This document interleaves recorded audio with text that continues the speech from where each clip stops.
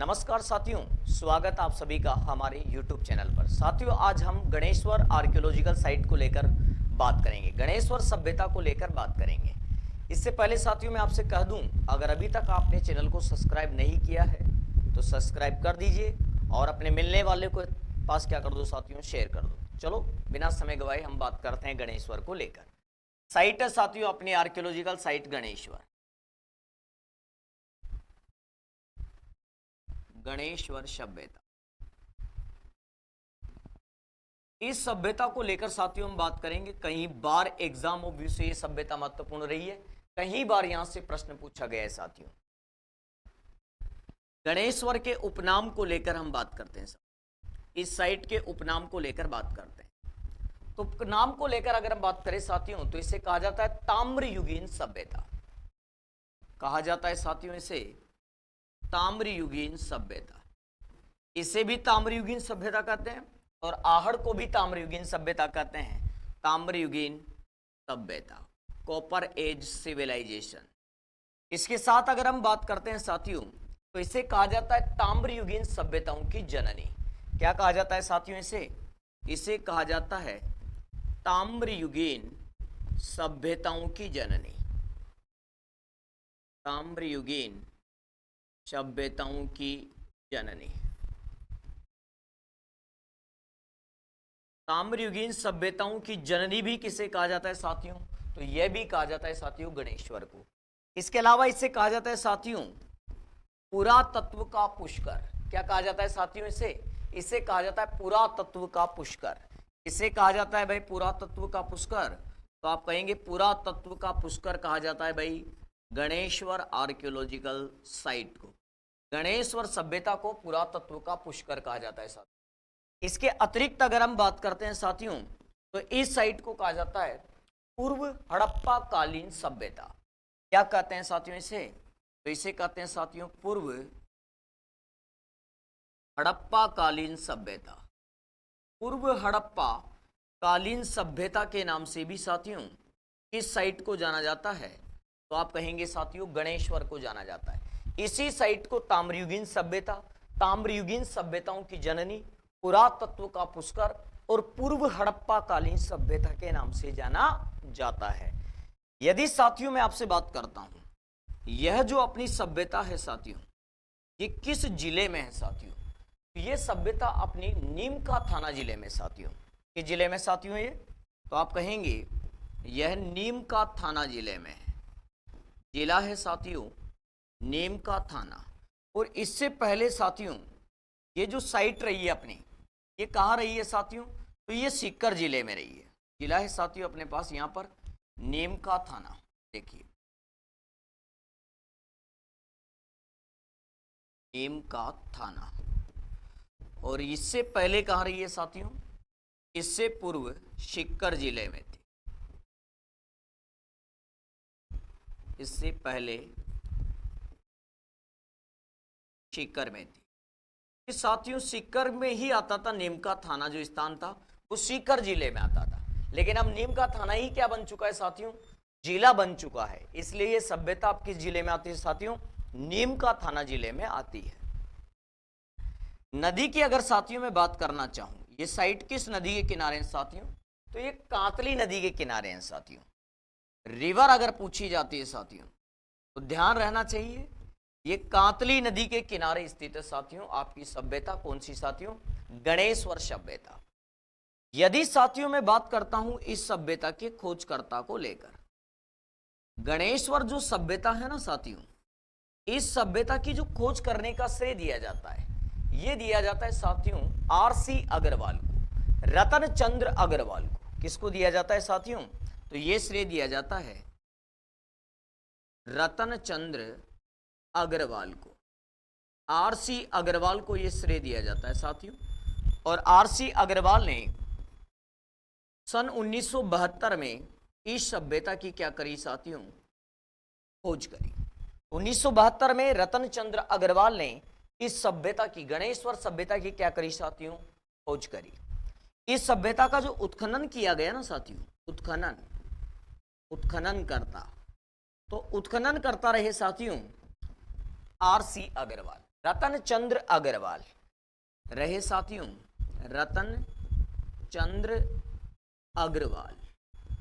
और रतन चंद्र अग्रवाल के जो सहयोगी रहे साथियों वो रहे विजय कुमार। रतन चंद्र अग्रवाल के उत्खनन में जो सहयोगी रहे ना साथियों, वो सहयोगी रहने वाले थे साथियों विजय कुमार। और यदि बात करें साथियों, इन भाइयों ने मिलकर 1977-78 में हमारी इस सभ्यता का क्या किया साथियों, उत्खनन किया। तो यदि हम बात करना चाहें साथियों, 72 में रतनचंद्र अग्रवाल ने इस सभ्यता की खोज करी और 77-78 में इस सभ्यता का क्या किया गया साथियों, उत्खनन किया गया। तो सभ्यता है साथियों अपनी गणेश्वर आर्कियोलॉजिकल साइट। ठीक है साथियों, आगे बढ़ते हैं, नेक्स्ट देखिएगा। अब देखिए साथियों इस साइट की विशेषता, क्या विशेषता है इस,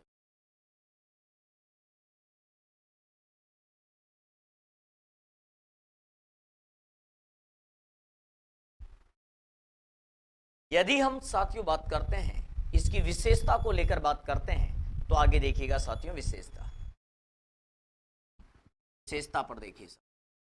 पहली विशेषता इंपॉर्टेंट साथियों, इस बार विगत एग्जामों के अंदर मैंने एक चीज देखी साथियों, नोटिस की है, यदि सभ्यताओं में कोई प्रश्न ट्रेंडिंग में चला तो वो यही प्रश्न चला साथियों जो अब मैं आपके सामने विशेषता लिखने जा रहा हूं। इसलिए इस पर बनता है साथियों वेरी इंपॉर्टेंट, और इस पर लगते हैं साथियों 5 स्टार। अपने लिए ही इस टॉपिक में 5 स्टार है साथियों। हवा में तासों का घर नहीं साथियों, सुनेगा मजे की बात, यहां के भवन, यहां के भवन पत्थर से निर्मित थे, पत्थर से निर्मित थे। यहां के भवन क्या है साथियों, पत्थर से निर्मित थे। इनके अंदर ईंटों का प्रयोग नहीं हुआ, ईंटों का प्रयोग नहीं हुआ।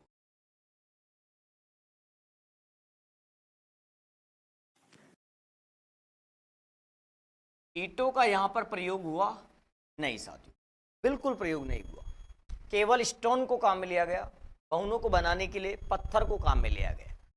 यह प्रश्न है साथियों, कहां से भवन निर्माण में पत्थर का प्रयोग किया। दूसरी विशेषता क्या है साथियों, जो गणेश्वर वासी थे साथियों, ये हड़प्पा और मोहनजोदारो में तांबे का क्या करते थे साथियों, निर्यात करते थे। देखिए साथियों गणेश्वर वासी,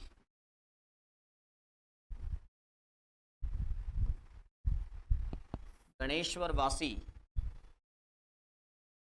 हड़प्पा, यह साथियों मांटगोमरी पाकिस्तान में, हड़प्पा कहां है साथियों, मांटगोमरी पाकिस्तान में। इस मांटगोमरी को वर्तमान में कहा जाता है साथियों साहिवाल, इसका नाम बदल दिया गया है। जैसे अपने यहां पर जिले बदले गए हैं वैसे यहां पर इसका नाम ही बदल दिया गया है, और मांटगोमरी को क्या नाम दिया गया साथियों, साहिवाल नाम दिया गया।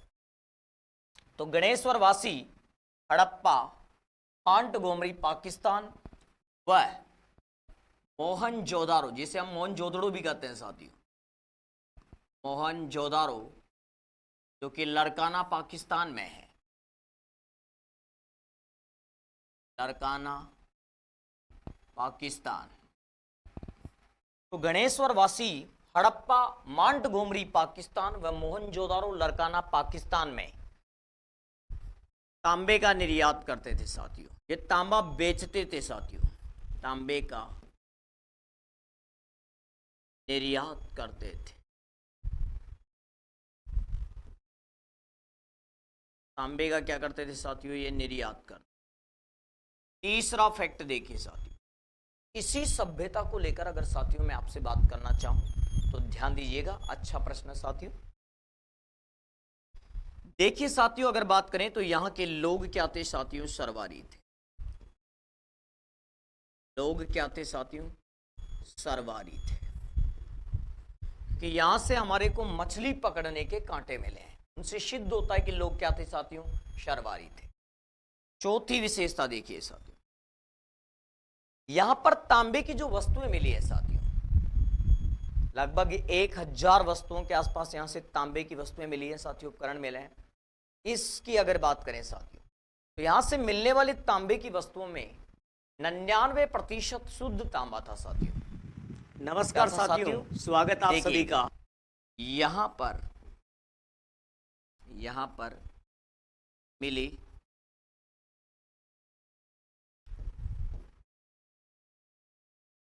तांबे की वस्तुओं में 99% तांबा था, यानी कि शुद्ध तांबे की वस्तुएं मिली है साथियों। शुद्ध तांबे की वस्तुएं,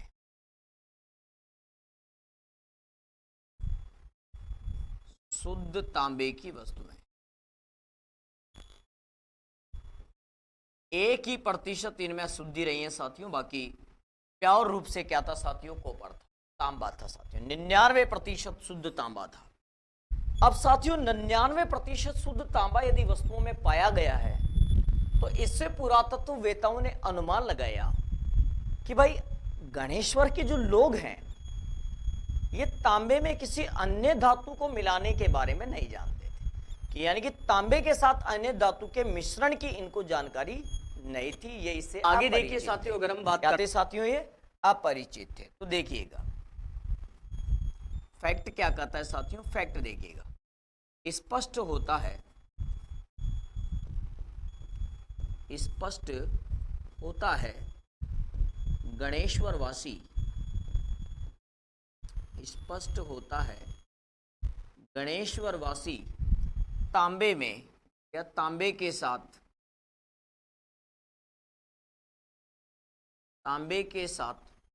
अन्य धातु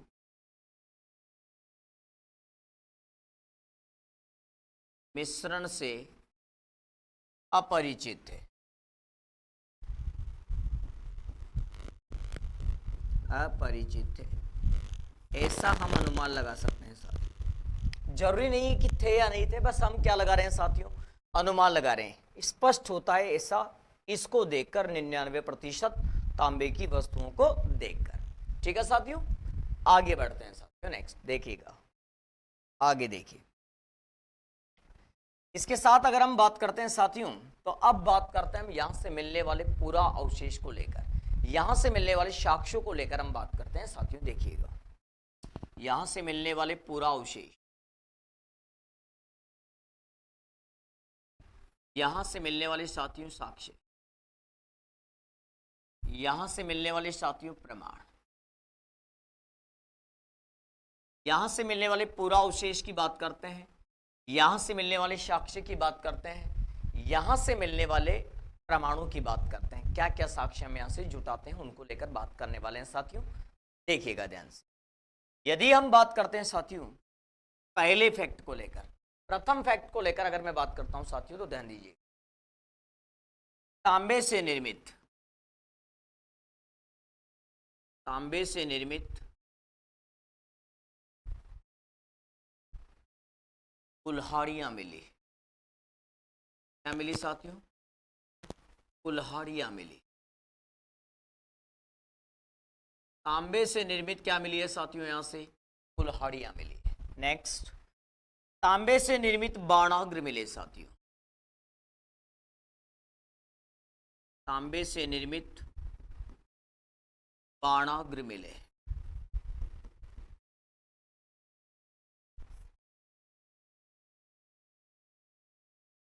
तांबे से निर्मित बाणाग्र मिले। तांबे से निर्मित गंडासा मिला साथियों। क्या मिला साथियों? तांबे से निर्मित गंडासा मिला। तांबे से निर्मित गंडासा मिला।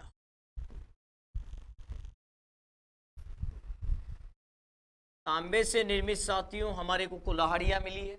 तांबे से निर्मित साथियों यहां से बाणाग्र मिले, तीर के नुकीले हिस्से मिले हैं। और तांबे से निर्मित साथियों यहां से गंडासा मिला है। इसके अलावा दोहरी पेंचदार किले मिली है साथियों। तांबे से निर्मित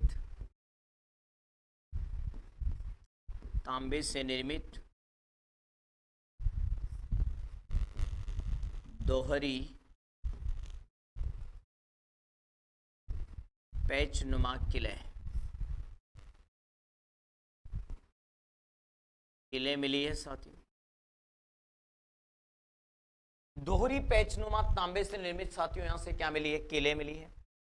इसके अलावा तांबे की पिन मिली है साथियों, पिन मिली है तांबे की यहां से। और इसके साथ महत्वपूर्ण फैक्ट यह है साथियों, तांबे की चिल रही है साथियों। तांबे से निर्मित मछली पकड़ने के कांटे मिले, इस पर बनता है साथियों इंपॉर्टेंट। तांबे से निर्मित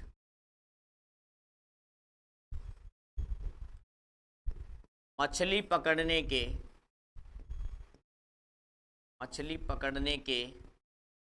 कांटे मिले।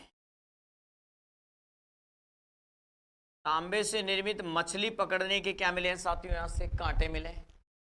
इसके साथ इसी से पता चलता है लोग क्या थे साथियों? सरवारी थे। इससे स्पष्ट होता है साथियों, स्पष्ट होता है लोग सरवारी थे।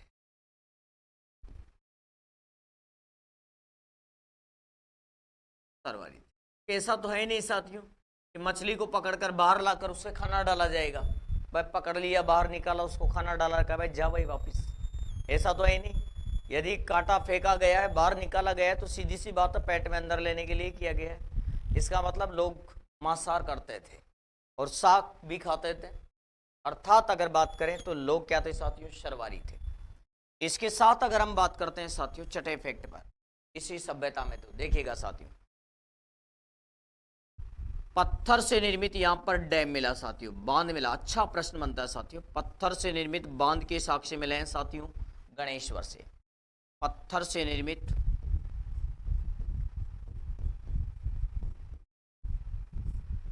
बांध का साक्ष्य मिला।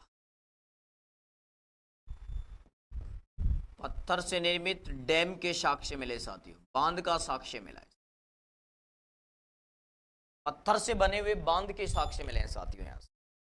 इसके साथ अगर हम बात करते हैं साथियों इसी सभ्यता को लेकर, इसी साइट को लेकर बात करूं अगर साथियों, तो ध्यान दीजिएगा यहां पर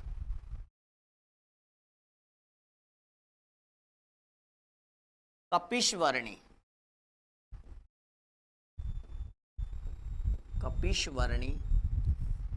मृद भांड मिले। मृद भांड मिले। मृद भांड क्या अर्थ होता है साथियों? मिट्टी के बर्तन। मृद भांड मिले जिन्हें कथी पात्र कहा गया। इन्हें क्या कहा गया साथियों? कथी पात्र कहा गया। तांबे की बहुत सारी वस्तुएं मिली है साथियों, लगभग 1000 वस्तुएं मिली है साथियों।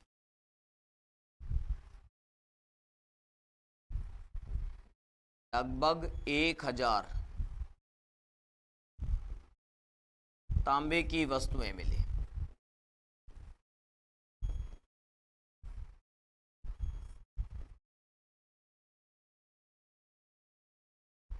इसके साथ साथियों तांबा गलाने की भट्टियों के अवशेष मिले हैं साथ। अनुमान लगाया जाता है यहां पर तांबा गलाने की भट्टियां रही होंगी। तांबा गलाने की भट्टियां मिली साथियों। तांबा गलाने की